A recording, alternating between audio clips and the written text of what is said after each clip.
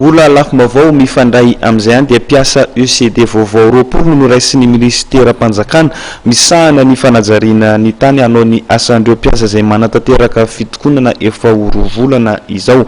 Nanameloka izany kosa ireo sindika telo amin'ny sampandrarahany fananantany tamin'ny alalan'ny fanambarana izay nataon'izy ireo tamin'ity androany ity. Ny roso tamin'ny fampidirana piasa ECD vaovao izay tsy nahazo fiofanana mikasika ny fananantany akory ny ministera misahana fanajariana tany sy ny direction générale des services fonciers araka ny tatitra nataon'ireo sindika telo miasa eo anivony izay tontolo ny fananantany izay androany.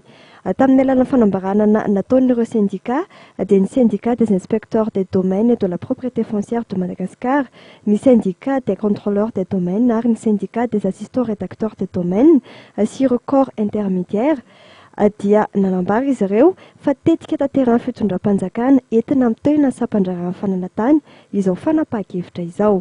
Raha ny fanazavana dia misy ireo olona nampidirana ireo ny tsy nahazo fiofanana mikasika ny asan'ny fananantany izay mpanera mihitsy aza ho sokajiana fahavalom-bahoaka no ampidirany fanjakana anao ny asan'izy ireo.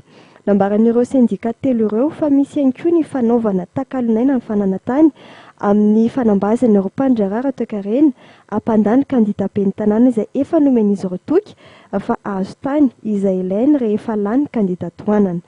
Nanambara moa ny sindika nivon'ny fananantany fa tsy tompona andraikitra amin'izay antota taratasy raisin'ireo olona eo amin'ny guichet sy ny fahavoazana mety ateraka izany. Misy ihany koa ny antsony antefa tamin'ny filoham-pirenena amin'ny andraisan'ny fepetra eo amin'ny fanavaozana ny LPF na ny taratasy politika amin'ny fananantany vaovao mba hifanaraka amin'ny fitakian'ireo teknisiany fananantany.